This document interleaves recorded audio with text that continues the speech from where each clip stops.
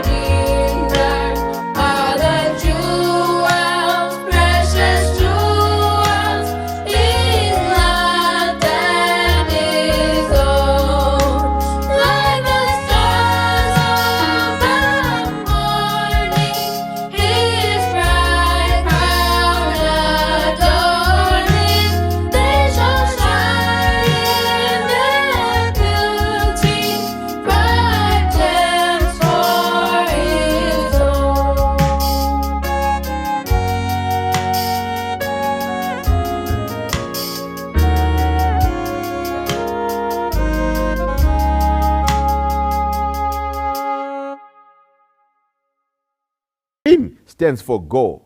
Amber, wait, and red, stop. Wow, what are we talking about? It's a traffic light. Yes, a traffic light gives us signs and signals. Hello, boys and girls. Welcome to Fundamental Belief series. And we are on Fundamental Belief number 19. And we are talking about the law of God. For it is the sign and the signals that God has given us to know what ought to be done, where to go, where to wait, where to stop. It is the law of God. And I hope you are getting excited as we continue to learn about things that keep us near the foot of the cross, where love and mercy have met each other. And it helps us develop our grace and our loving kindness to our Lord and Savior, Jesus Christ. Today we are on the law of God. Did you know that the law of God is perfect? Wow. It is so perfect that it makes us who we are. And God has given us his laws that we might be able to live with one another and to also live with him. Oh, by the way, we normally use the word commandment to look at the laws that God has given. But we also have the specific 10 commandments which were given to Moses at Mount Sinai. Wow. Let's quickly look at those 10 for our lesson today. But remember, we are talking about the law in its entirety. When laws are given, I know at school you've got rules and regulations. Some call them laws. These are to govern you and to help you enjoy your life at school. So when God created us, he has given us signs and he has given us signals through the law, which will help us to navigate ourselves in the life that we have. But let me just focus on the 10 commandments today as we continue to learn about the law of God, because I think all these other laws and statutes and whatever name you call them, they fall within the, God gave us the law because he loves us. Remember, he says in the book of John, if you love me, keep my commandments. By the way, when we look at the 10 commandments, which I think are a representation of God, not think, but yes, they're a representation of God.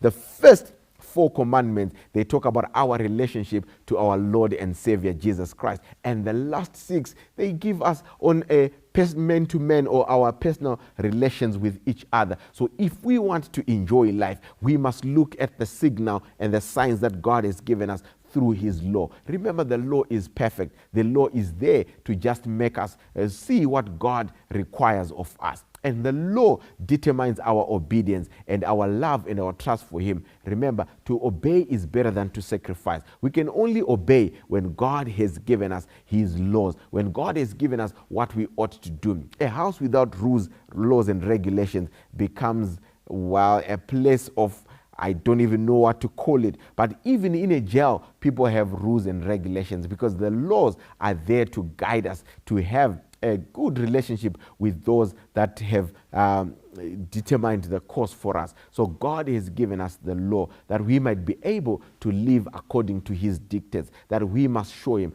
Oh, by the way, did you know we reciprocate our love to God by keeping his law? Because the laws are meant to make us a joyous and a happy people. I love the law, and I think you also love the law. Imagine if we're living in a land without laws and people do anything and everything as they want to do it, then there would be chaos. But because the law is there, it will govern us, it will direct us, it will help us to live the life according to our Creator and how he intends upon us. And obedience can only be measured once there is the law. So I hope you will enjoy to love the Lord by keeping his statutes, his laws, that we might be able to enjoy the life that we have. If you read in the book of Psalms 119, you realize that the Lord has given us the law as a lamp unto our feet and a light in the path that we walk. So if you want to have a good journey, if you want a good life, you must carry the law, for it is perfect. And the law of God will give happiness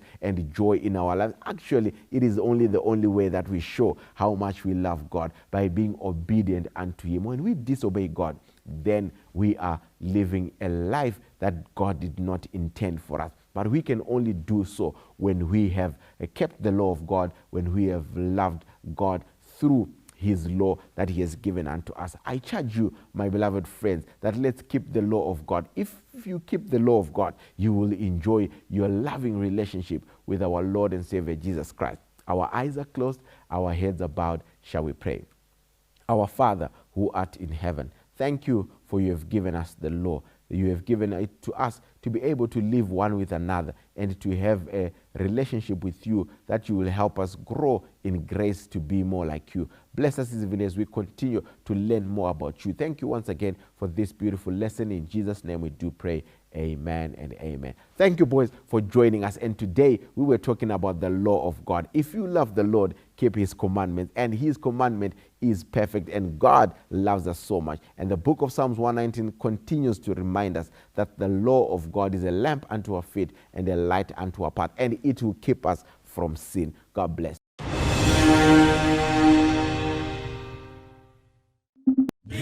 Kufungane kunaka benyika iyo ndichashika pawira netiti ndichamira na muponesi ndichawa nenyerezi yere ndichawa nenyerezi yere chiremba mumaneruzuwa rawira nomukanda pone satowe kumusha ndichawa nenyerezi yere musimba natenzi ndoda kuna mata ndiwe semuani wewe nyeredzi yakupenya ingawe yangu pamusi unochisa kwazo ndichawa nenyeredzi chiremba mumane ruzuva rawira ndomuka ndapone swatowe kumusha ndichawa nenyeredzi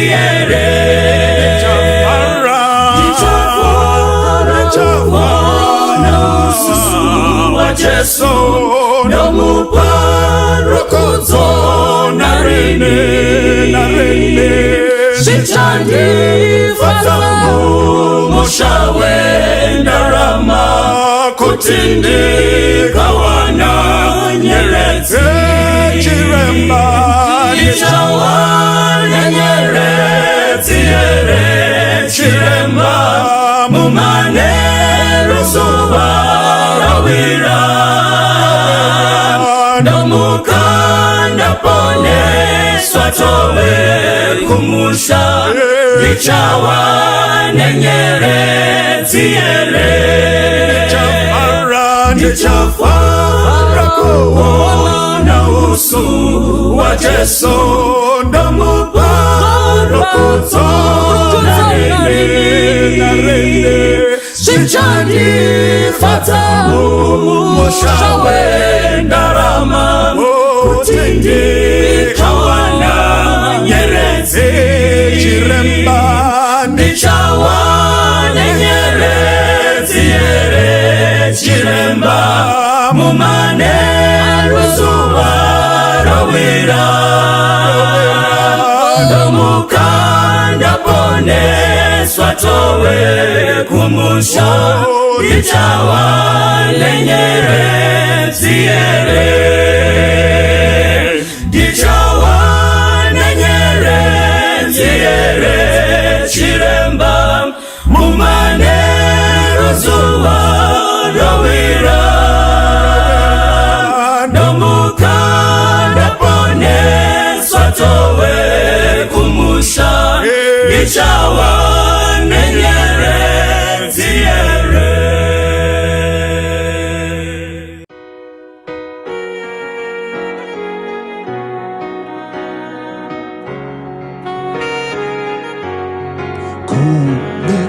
Nekupenya mukomo nekupenya munyanza nemaranzi anogara munzvimbo dzakanaka mukati memoyo wangu mazadzwa nekujeka apo pana muponesi anojekesa kwese okupenya kwakanaka kupenyera mumoyo Jesu anobvise namo anopenya mumoyo dosiya kusua kwangu seguwa dzodzekare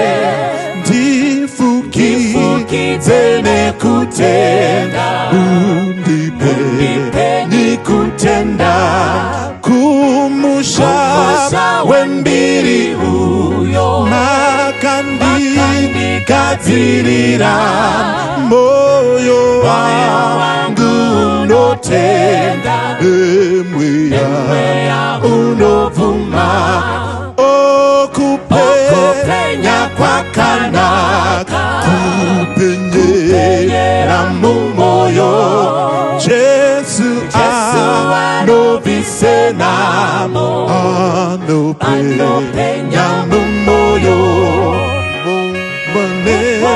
simanditenga dawawe nyunarini ngayipute mwenjeyese iputire yetenzi kumusha wembiri uyo makandi Katirira moyo wangu notenda nemwea unovuma okupenya kwa kanaka kupenyera mumoyo Jesu anobisena anopenya mumoyo okupenya kwa kanaka kupenyera mumoyo Jesu anobisena anopenya mumoyo.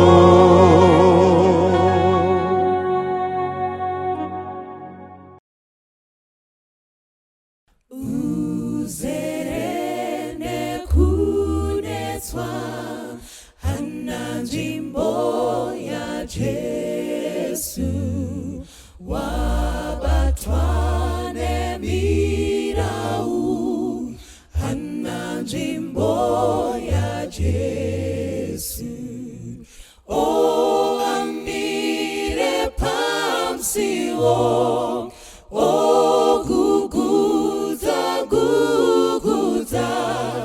munzwe onyengerera hana nzvimbo ya Jesu unopambadza nguwa hana basa ra Jesu usapambadza simba hana basa ra Jesu hauye kukunda kana kuwana mwea daidza warasika hana basa ra Jesu unotsvaka upfumi hana nguva ya Jesu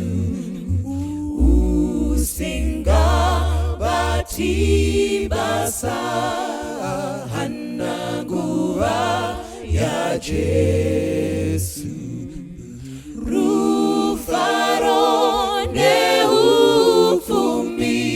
ndizvo zviro unoda kuedza kuzvifadza hana nguva ya Jesu watakura zvenando hana mchero wa Jesu hauna vamisumbu hana mchero wa Jesu hauna kana chiro kuripa basa rako hauwa nirufaro kumbana na Jesu hauna kana chiro kuripa basa rako hauwa nirufaro kumbana na Jesu.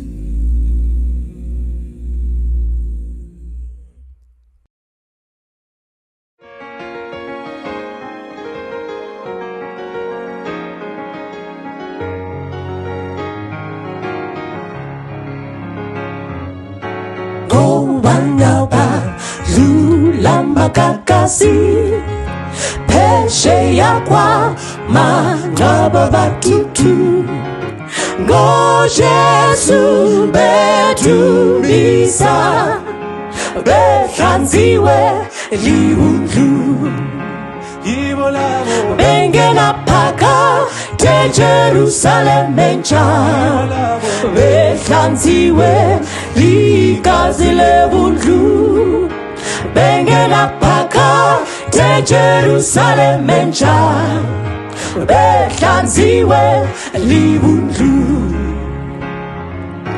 yibo labo ebusheni babo bahlakani babakhethu Jesu benelanga yelabo behlanziwe liwundlu yibo labo bengena phakathi Jerusalem entsha behlanziwe ligazi lewundlu bengena phakathi Jerusalem entsha behlanziwe liwundlu yibo abathwali inhlungu laba bazuza ukuphumula kuJesu begcwele ukuthula behlanziwe liwundlu yibo labo bengena phakathi Jerusalem entsha behlanziwe ligazi lewundlu bengena phakathi Jerusalem entsha behlanziwe liwundlu yibo abaphathekayo kabi bema emlilweni obuhlungu uJesu thinyukari behlanziwe liwundlu yibo labo bengena phakathi Jerusalem entsha yibo labo behlanziwe ligazi lewundlu bengena phakathi Jerusalem entsha behlanziwe liwundlu baphephelo kwinolukhanyayo sekudlule ukufa nenhlungu bathaba njalo njalo behlanziwe liwundlu yibo labo bengena phakathi Jerusalem entsha yibo labo behlanziwe ligazi lewundlu bengena phakathi Jerusalem entsha behlanziwe liwundlu behlanziwe liwundlu ngalo liwundlu behlanziwe liwundlu Jerusalem behlanziwe liwundlu. Bigger than all my problems, bigger than anything. God is bigger than any mountain I cannot see.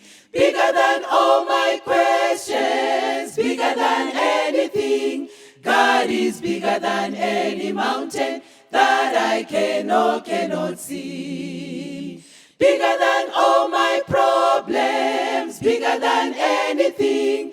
God is bigger than any mountain I cannot see. Bigger than all my questions, bigger than anything. God is bigger than any mountain that I cannot see. Bigger than all the shadows of fears and beliefs. God is bigger than any mountain I cannot see. Bigger than all the giants, bigger than anything. God is bigger than any mountain that I cannot see. Bigger than all my problems, bigger than anything. God is bigger than any mountain I cannot see.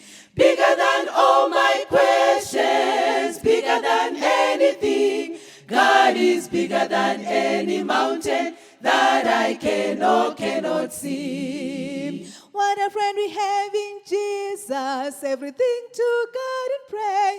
What a privilege to carry everything to God and pray. Bigger than all my problems, bigger than anything. God is bigger than any mountain that I cannot see. Bigger than all my problems, bigger than anything. God is bigger than any mountain I cannot see. Bigger than all my questions, bigger than anything. God is bigger than any mountain that I cannot see. God is bigger than any mountain that I cannot see. God is bigger than any mountain that I cannot see. God is bigger than any mountain that I cannot see.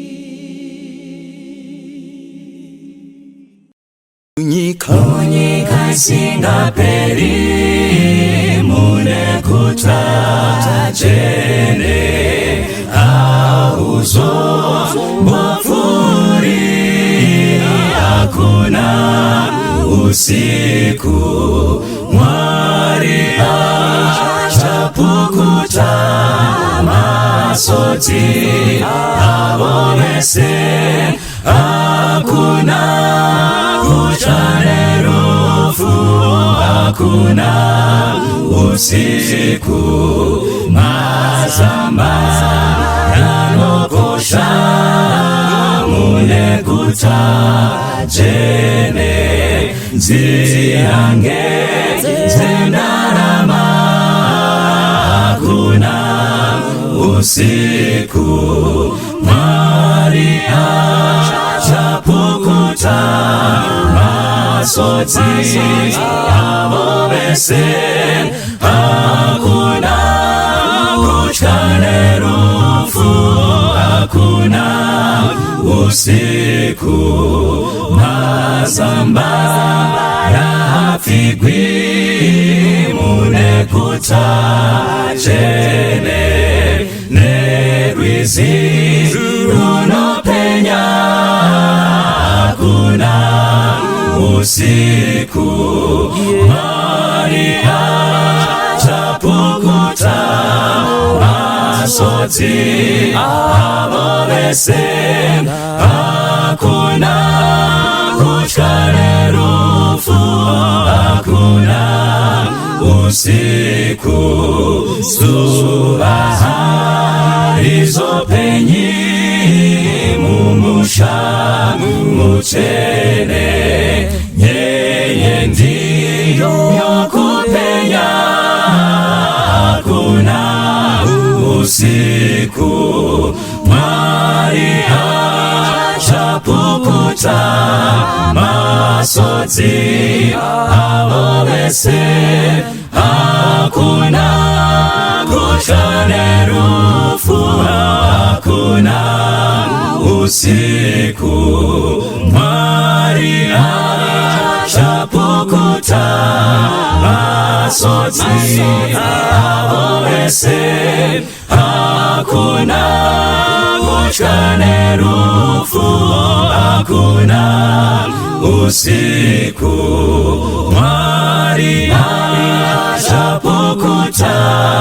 masoti awolese hakuna kuchane rufu hakuna usiku hakuna kuchane rufu hakuna usiku hakuna kuchane rufu hakuna usiku hakuna kuchane rufu hakuna usiku Enzi kurikuvuvuta mananda atokwira nedenga reseratosviba hatina pekuanda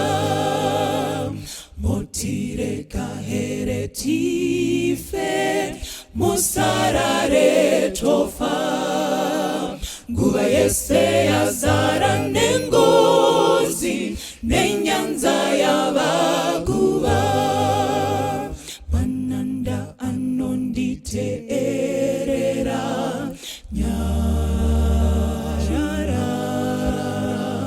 kana kushatirwa kwenyanza mashavi kana vanhu kana chinyi mvura inganyudzi ngarava munatenzi wenyanza nepasi zvese zvichanditeerera nyarara zvese zvichanditeerera nyararani tenzi nemweya unorwadza ndokotama kunemi moyo wangu unotambura mukamundiponese omananda echitema oda kundinyudza ndakufa tenzi wangu kasika ndiponese mananda anonditeerera nyarara kana kushatirwa kwenyanza mashavi kana vanhu kana chinyi mvura inganyudzi ngarava munatenzi wenyanza nepasi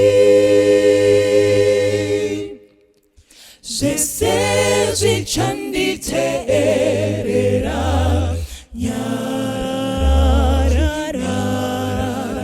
zvese zvichanditeerera nyararani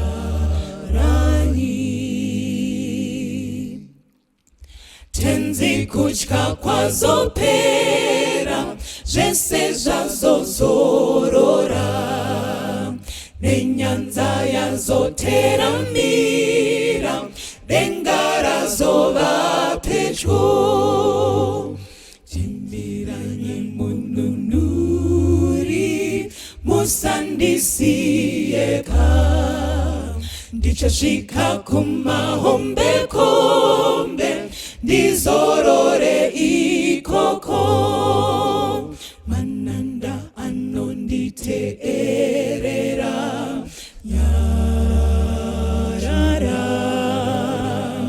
kana kushatirwa kwenyanza mashavi kana vanhu kana chinyi mvura inganyudzi ngarava munatenzi wenyanza nepasi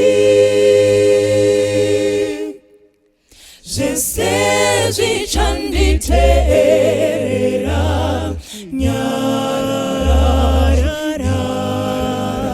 zvese zvichanditeerera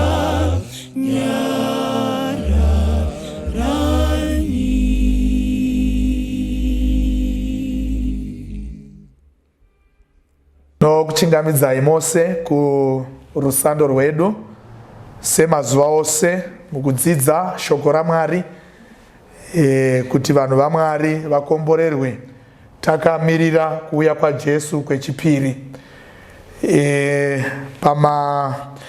Paservice ino toda kuti tidzidze kubva kubhuku raMark chapter 4. Mark chapter 4 verse number 35.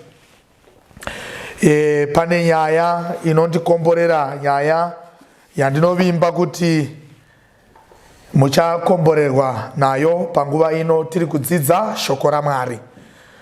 Musoro wenyaya unoti iwo mhepo dzacho dziri kufamba sei.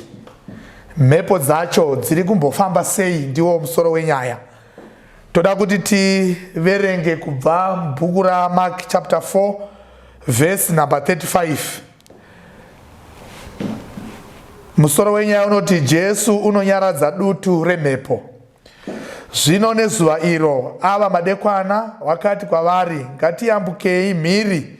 Vakasiya vanhu vazhinji vakaenda naye mugwa. Vakangodaro mamwe magwa akanga aiva naye. Zvino dutu guru remhepo rakamuka, mafungu emvura akarova gungwa rikanga roda kuzara. Asi iye wakanga ari mushure megwa avete pamutsago. Vakamumutsa vachiti kwaari, mudzidzisi, hamuna hanya kunyange tikafa here? Akamuka akarayira mhepo akati kugungwa, nyarara udzikame. Mhepo ikanyarara, kudzikama kukuru kukavapo. Zvino akati kwavari, munotyireiko kudaro? Hamuna kutenda here? Vakatya nokutya kukuru. Vakataurirana vachiti, ndianiko uyu? Nokuti mhepo yanyarara uye negungwa zvinomuteerera. Dai Mwari angakomborera kuverengwa kweshoko rake. Inyaya yakajairika kana tiri kudzidza shoko. Inyaya yakajairika kuvadzidzi vezvidzidzo zveshoko raMwari. Inyaya yakajairika kuvatendi vechiKristu. Inyaya yakajairika zvikuru sei even kuvana vezvikoro vanodzidza religious studies. Inyaya yakajairika kune vanoverenga Bhaibheri. Ndoda kuti tizive panguva ino kuti zvese zvinobuda mukati meshoko raMwari, hapana zvinofanira kutorwa zinyekenyeke. Hapana chinofanira kunzi chakajairika. Nemungari yokuti kana Jesu aripo, kureva kuti shoko raMwari raitoereswa. Jesu haagoni kuva paprogramu inonzi haina basa. Kuti mucherechedze Bhaibheri, shoko raMwari rinoti ava madekwani vakapinda mugwa, vakafamba nepamusoro pemvura vari mugwa. Vakuenda, Jesu akarara pamutsago. Rimwe Bhaibheri, rimwe zvinyorwa zveshoko raMwari zvinotizvo akanga akarara pasi pechikepe. Vadzidzi vari kutyaira chikepe, vana Peter, vana Andrew, vana Matthew vakanga varipo vachityaira chikepe. Vari kutyaira chikepe kudai. Bhaibheri rinobudisa pachena, zvino dutu guru remhepo rakamuka panyanza. Nyanza ikashumba kuzara. Regai ndikutaurirei vanoziva nyanza. Bhaibheri kana rati dutu guru rakamuka, munonzwisisa hasha nemafungu neukasha neman'anga anobuda pachiso chenyanza. Ukaona vatyairi vechikepe vakanga vakajaira kufamba pamusoro pechikepe vachiziva mhando dzose dzemhepo, vakatanga kuridza mhere. Vana Peter vashasha dzekuraura hove, shasha dzekutyaira pamusoro penyanza. Ukaona vakuchema vachiti, Ishe, makararireiko? Tavakufa.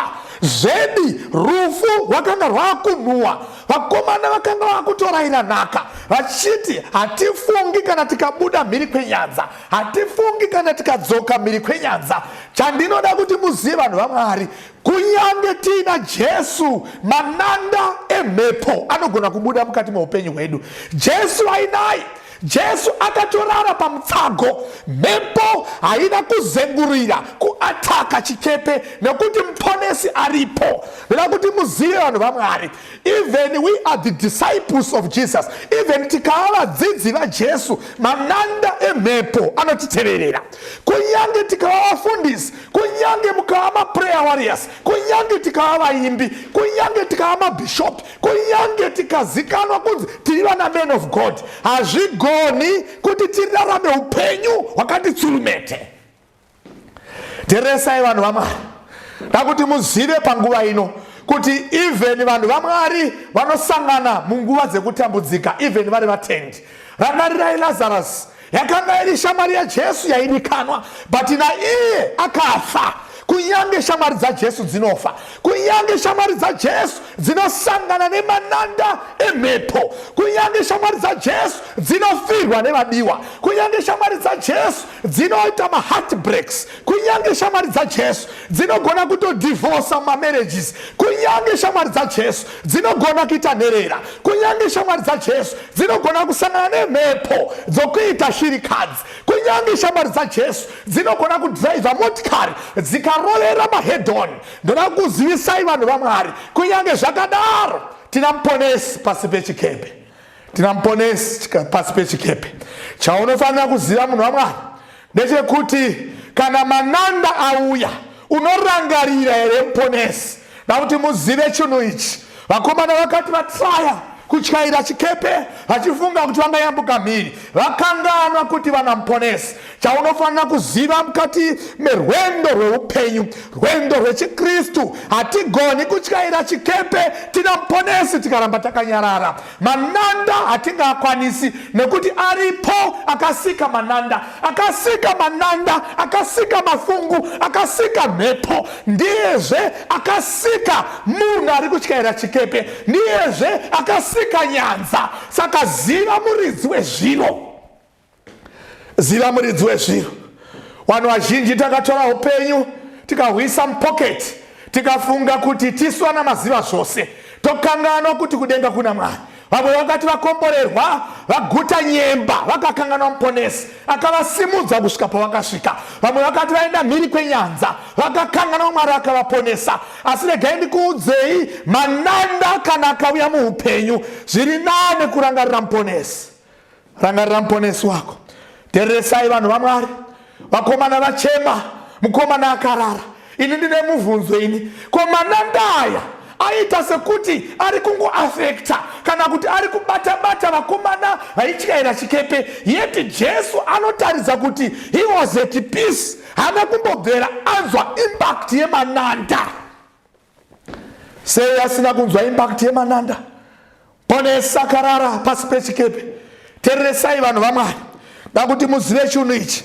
Vakomana vakati vachifamba vakarangarira kuti tina muponesi, vakarangarira kuti tina muponesi. Ende zivai kuti Bhaibheri pakutanga richinyora ratire pavhesi namba 35, ava madekwana apa paita mananda, upenyu hwako hwasvika pamadekwani, zuva raakudoka mukati meupenyu, wosanganazve nemafungu emhepo, wosangana nedutu remhepo, punishment plus good move, kwadoka plus mafungu emhepo asina kujairika.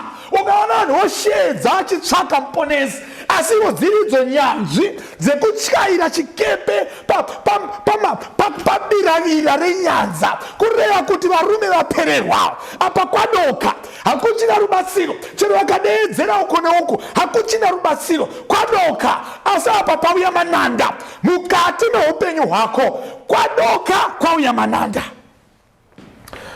Vechishona vanoti mbudzi yemurombo haitizi bere. Ndiyada kutoona kuti imbwa rudziko iyi yobva yanzi mbandi nebere, asi mbudzi dzakawanda dzevafumi ndo dzinotoona kuti rebere dzotiza, asi yemurombo hwani iyoyo ndiyo isingatizi bere. Apa kwadoka munhu waMwari, kwadoka manandazve, mafungu panyanza ava kuataka.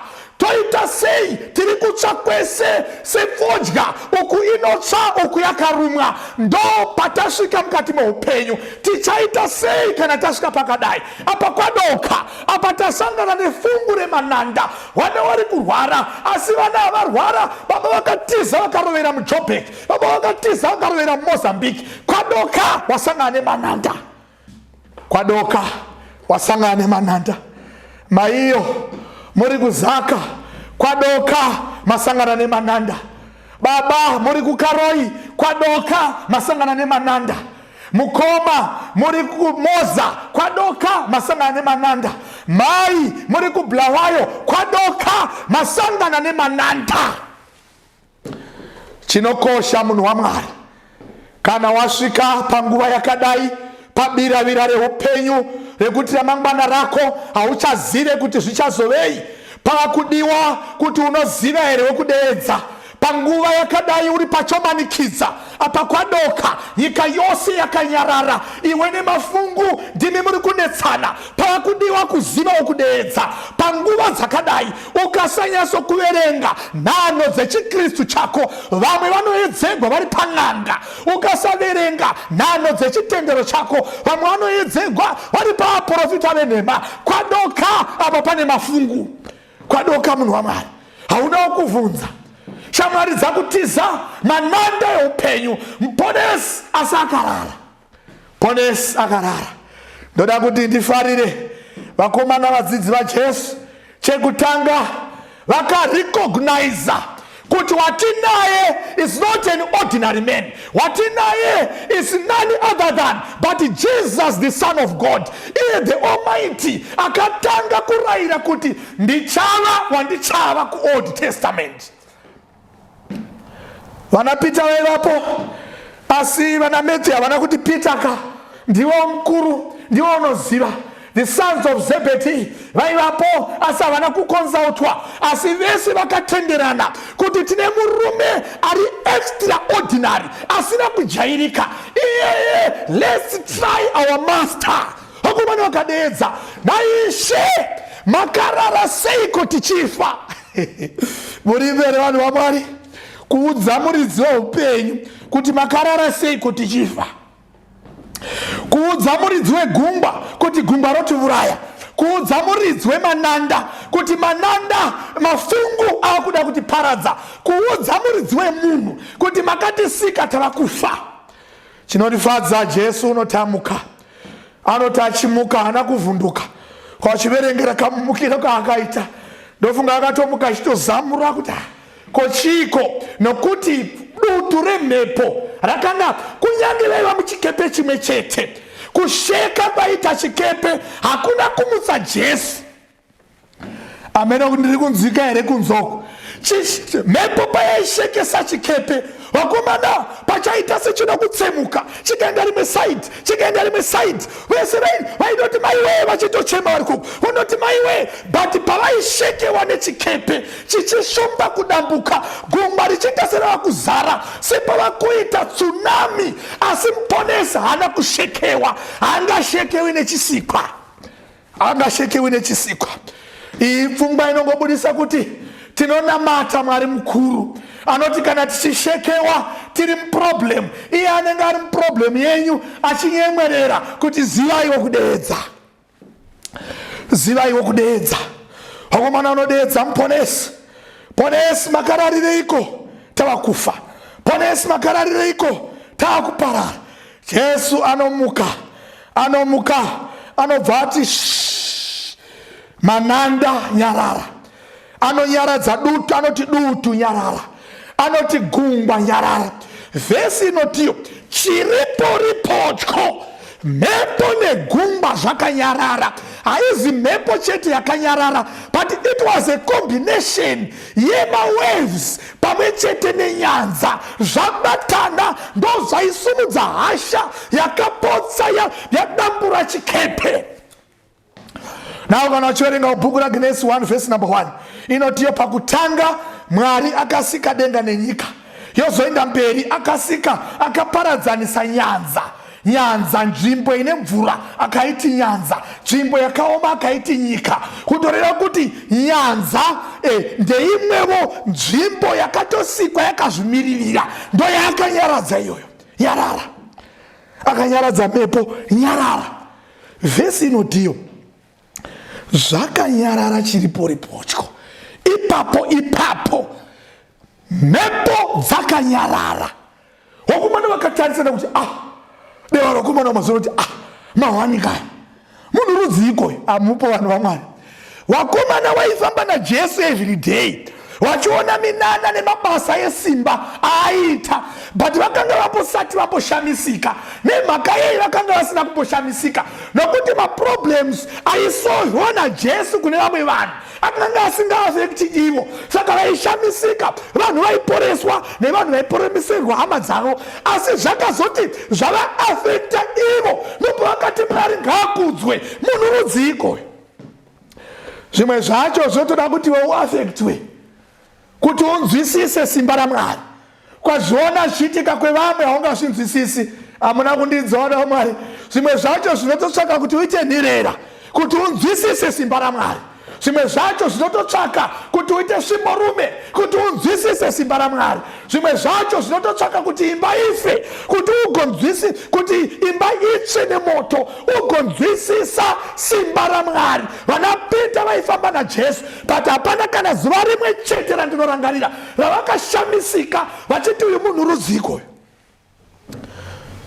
Unenge uchifamba nemudzimai wako nemhuri, uchifamba wotozoshamisika vana voti uyu munhu rudziko. Ivachiziva kuti baba vedu. Seiko vachishamisika? Waita chinhu chinovaafekta ivo asi chichivakomborera nekuvasimudzira. Wobva wakutarisisa kuti uyu munhu rudziko aifamba naJesu.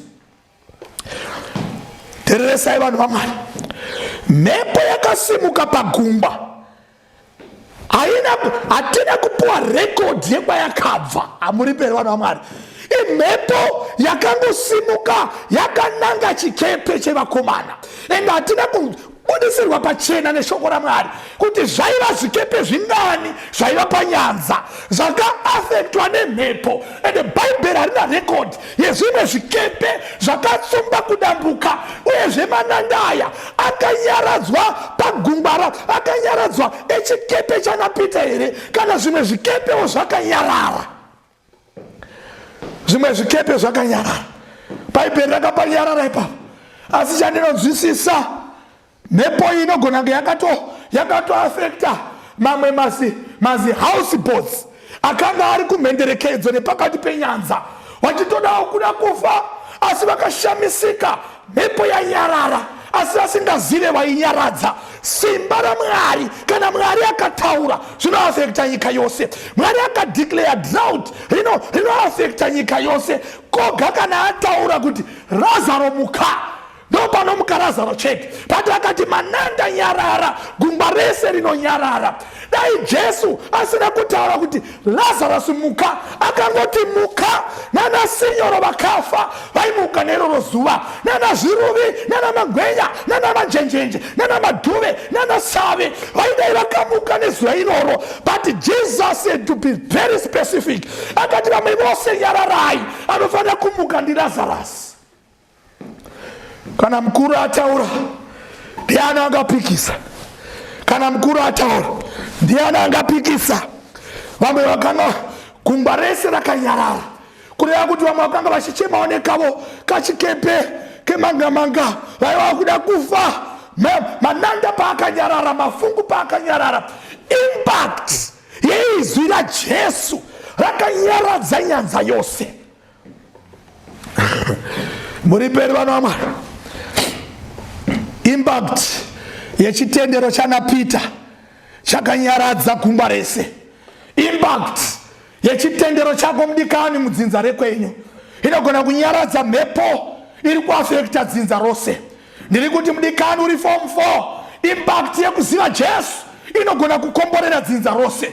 Ndiri kuti hama yangu uri kuHarare, impact yekubvisa chegumi inogona kukomborera dzinza rose. Ndiri kuti hei hama yangu uri nherera, impact yekuchitendero chako inogona kuti dzinza rose risimudzirwe, nhamo dzese, mwechina yese inyarare mukati medzinza. Nekuda kwaPeter, James naAndrew vari mukati mechikepe, vanhu vagorarama vachishaya kuti tiri kufefeterwa nemhepo yakanaka kudai sei. It is because munamato evatsvene vanotenda kuna Jesu. Jesu ava vari kukomborera nyika yose. That's why munyori achiti kuna Habhakuku, vanhu vangu vanodanwa nezita rangu wakazvininipisa, wakanamata, wakasiya zvakaipa. Not everyone. Habhakuku hasi kutaura kupovo, ari kutaura kuvanhu vaMwari vanodanwa nezita raMwari. Ivo wakazvininipisa, wakanamata, wakasiya zvakaipa. Hanzi nyika yavo yose ndichaipodza, ndichairapa. Ko nyika ndiyo ine varoyi, nyika ndiyo ine vavengi, nyika ndiyo ine mbavha.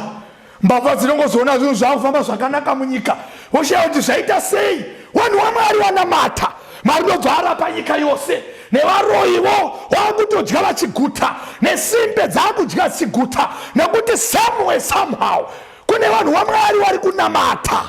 Vanhu vaMwari vari kunamata. Vanhu vakangoona zvikepe mhepo yanyarara panyanza, vakashaya kuti zvaitika sei. Yeti kune vakomana vane chitendero chakasimba muna Jesu Kristu. Pfungwa yekupedzisira yandoda kuti tibate munhu waMwari, ipfungwa yekuti mhepo payakauya panyanza, Bhaibheri harisi kutipa record yesosi remhepo yechakonzeresa, but isusu sevatsvene tinonzwisisa kuti chese chinodisturba chitendero chevatsvene ma-external forces anobva kuna diabolos. Tenderanai neni vanhu vaMwari kuti mhepo yakasimuka pana chapter 4 ya 35 ya Mark muNew Testament, mhepo iyi tenderanai neni yakanga ichibva kumuvengi. Yakanga ichibva kumuvengi. Vakomana vakazama kuita zvose, probably havana kuziva kuti yakanga iri mhepo yemweya, nokuti unyanzvi hwavo hwepanyama hwokutyaira chikepe hwakanga watsaya, asi zvakaramba. Vakatozotsvaka muponesi wezvemweya kuti anyaradze mhepo. Mhepo yakanga isingadi unyanzvi hwekudzidza kunevhigeta pamusoro penyanza. Mhepo yakanga isinei nevanoti isu tiri nyanzvi dzekuraura hove. Mhepo yakanga isinei nevanoti tiri makapteni emakore. Mhepo yakanga yabva kune muvengi. Saka vakomana vakazama kutatarisana nemhepo, asi dambudziko ravakaita vakangofunga kuti mhepo iri ordinary.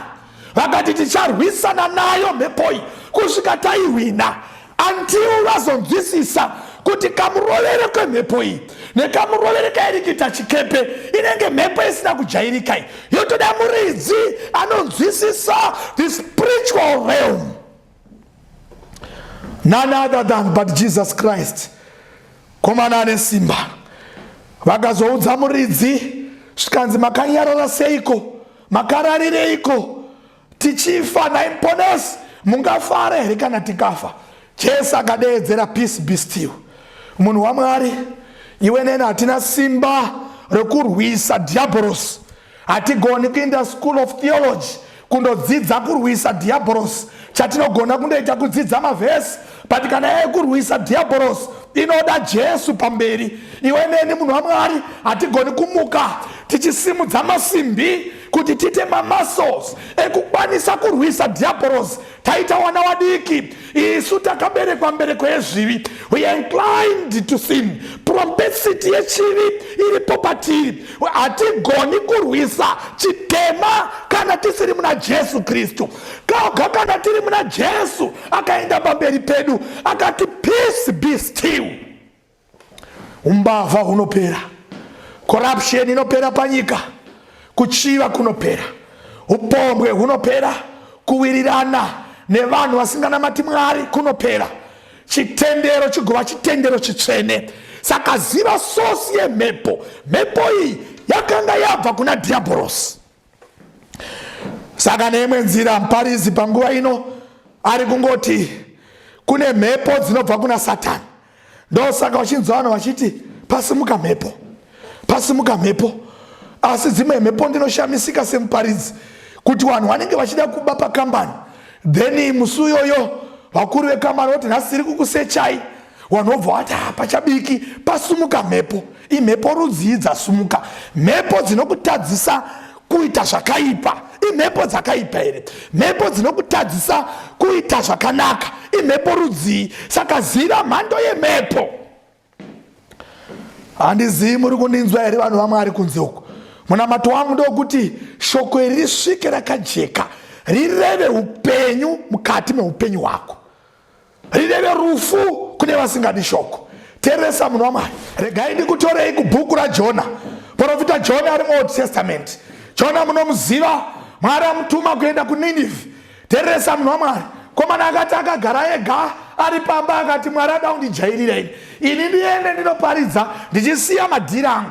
Komana akati ndichatiza pamberi paJehovha. Akapinda muchikepe chaienda Tashishi kutiza pamberi paJehovha. Mwari ngaongwe. Mwari akamuona zvikandoda kudhila naye, ende uyu handisi kuda kuti afe, asi ndoda kuti azive kuti kana atumwa nevakuru vane ndangariro dzakanaka pamusoro pake. Pane vanhu vanofunga kuti kutumwa naMwari it's a burden. And for your own information, kune vanhu vanozvidza vanhu vaMwari, vanovatorera pasi, vasingazive kuti vakoma navo vanofamba neshoko raMwari, vakabata upenyu hwenyika mumaoko ake. Even vazitungamiri vedzinyika dai consulta kuvanhu vaMwari, vaigona kupiwa madirections ekuti Mwari ati nyaya iri kuNinevha. Komana anosvika paTashishi, anopinda muchikepe chaienda kuTashishi dakuti ucherechedze munhu waMwari. Bhaibheri riri kubudisa pachena kuti akawana chikepe chaienda Tashishi chava kutoenda. Ende ndoda kuti uzive, once wafunga kutiza pamberi paJehovha, Satan anoprovide ma-resources and the convenience yacho inenge iriko. Haunonoki kuprovidwa nekupiwa service na Satan. Akatosvika achidaidzera, wana ari ega Tashishi, asina luggage. Komana akatoti tiri pano, achipinda chikepe chikatanga kuenda. Mwari ndobva andosangana naye paMediterranean Sea pakati penyanza. Bhaibheri notiro Mwari akatuma mhepo inopenga pagungwa. Kuna chapter 4 yaMark tadzidza Satan akatuma mhepo inopenga pagungwa. Ndatiziva mhando yemhepo dziri kunetsa muupenyu hwako. Ziva mhando wakakurira muchechi iwe, doro riri kukuramba, ukarima unorutsa, ukarima unorwara. Ziva mhando yemhepo iri kukunetsa muupenyu hwako. Vamwe vakakura vachirimwa havana problem, iwe ukarima unobirwa, ukarima mota inorovera. Ziva mhando yemhepo iri kukunetsa muupenyu hwako. Usaita zvausina kujaira. Uri muKristu kumba kwenyu iwe, wakakurira muKristu iwe, une chitendero chaJesu Kristu, seiko uchiita zvausina kujaira? Ziva mhando iri kukunetsa yemhepo muupenyu. Mwari akatuma mhepo inopenga pagungwa. Pana bhuku raJona, muprofita Jona chapter 1, pabhuku raMark chapter 4 verse number 35. Satan akatuma mhepo, kureva kuti varume vawira vanogona kutuma mhepo. Saka zvaakutsvaka iwe semutendi kuti uzive kuti mhando yemhepo iyi inoda solution yandinopa ine here kana kuti inopiwa naMwari. Kana Mwari atuma mhepo pagungwa, chikepe chakashumba kudambuka. Zvakaita chikepe chipana Mark chapter 4 ndo zvakaita chikepe chipana Jona chapter 1. Asi mhepo idzi dzaiva dzakafanana, asi masources emhepo ndo aiva akasiyana, nemasolutions emhepo ndo aiva akasiyana.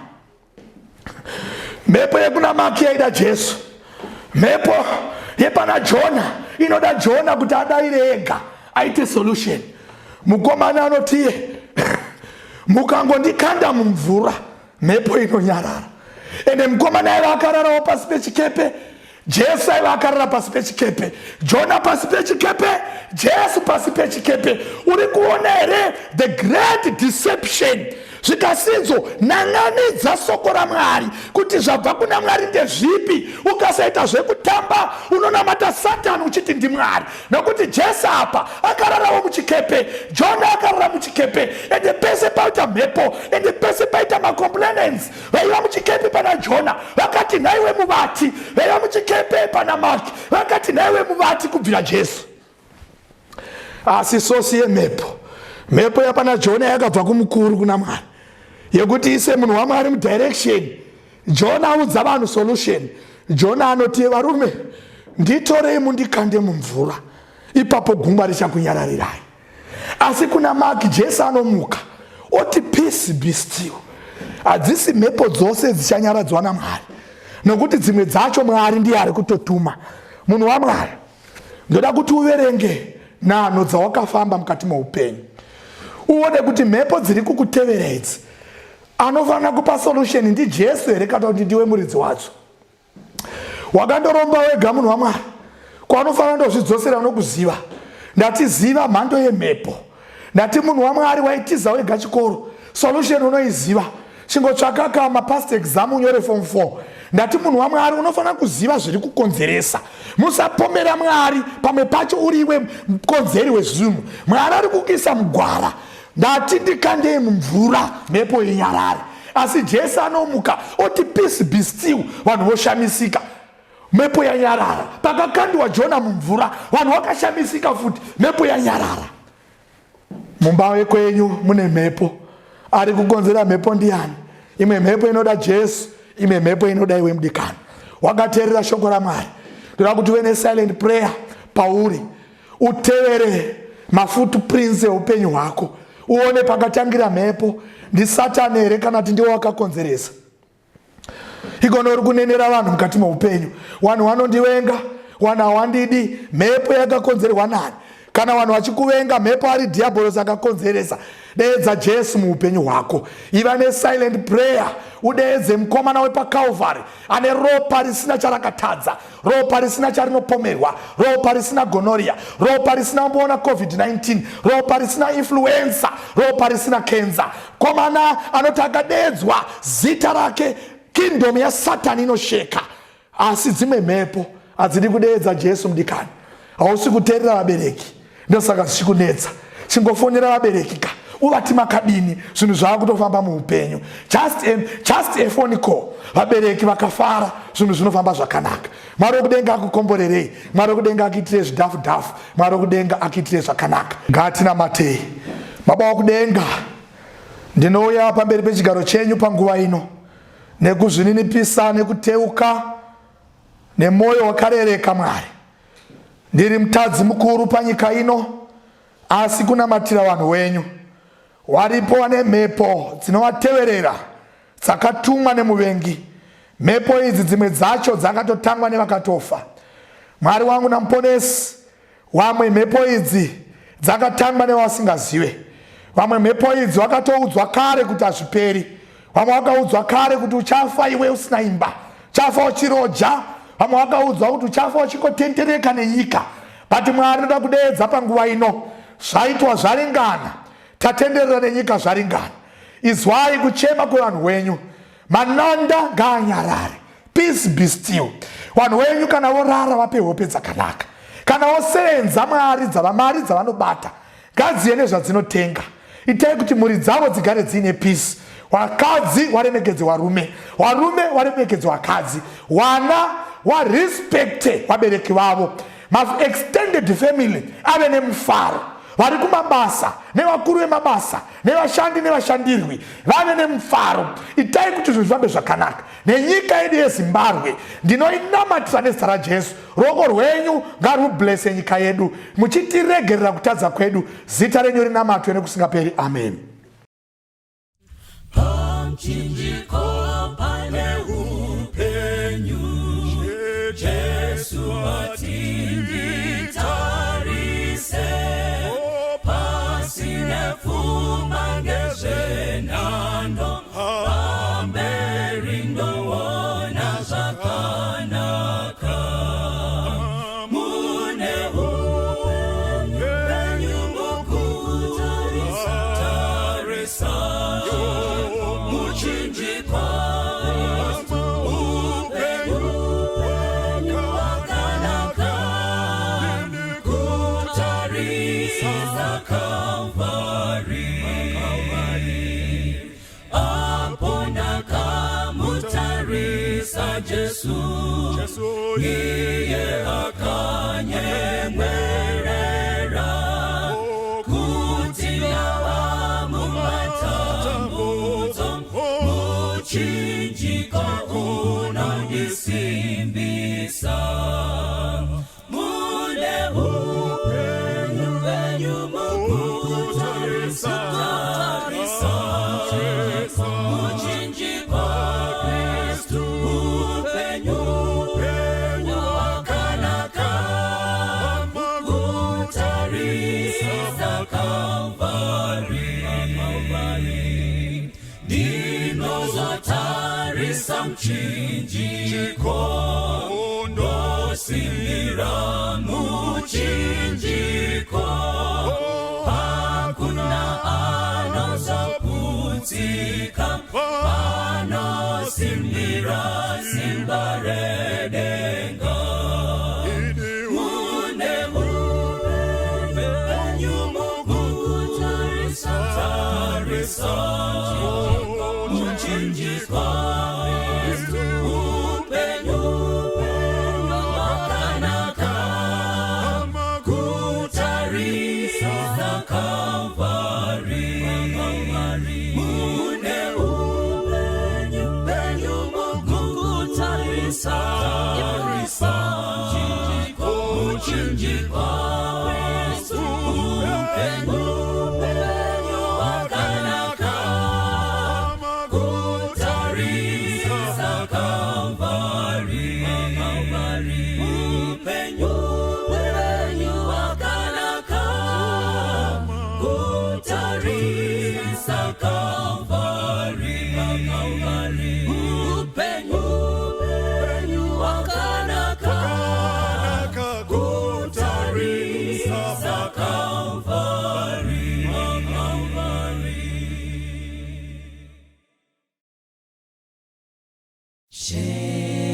Cherechedza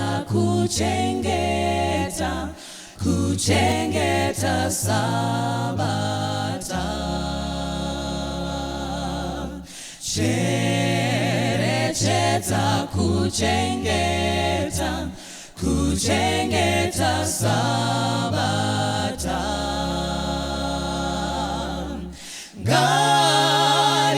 Gariere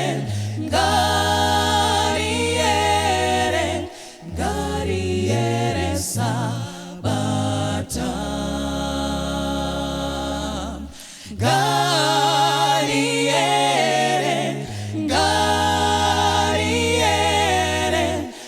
Gariere Sabata Usavise kumborako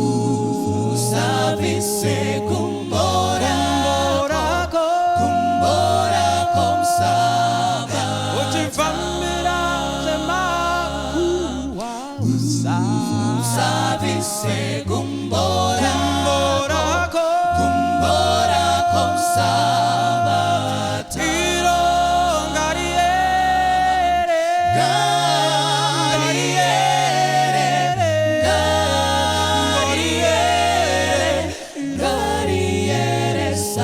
Sabata Timba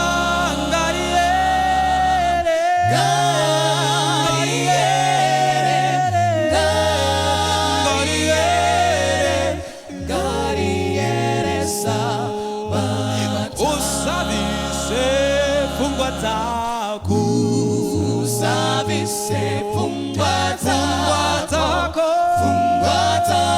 Sabata Urangarire urichengetete iritendeye Usavise fungwa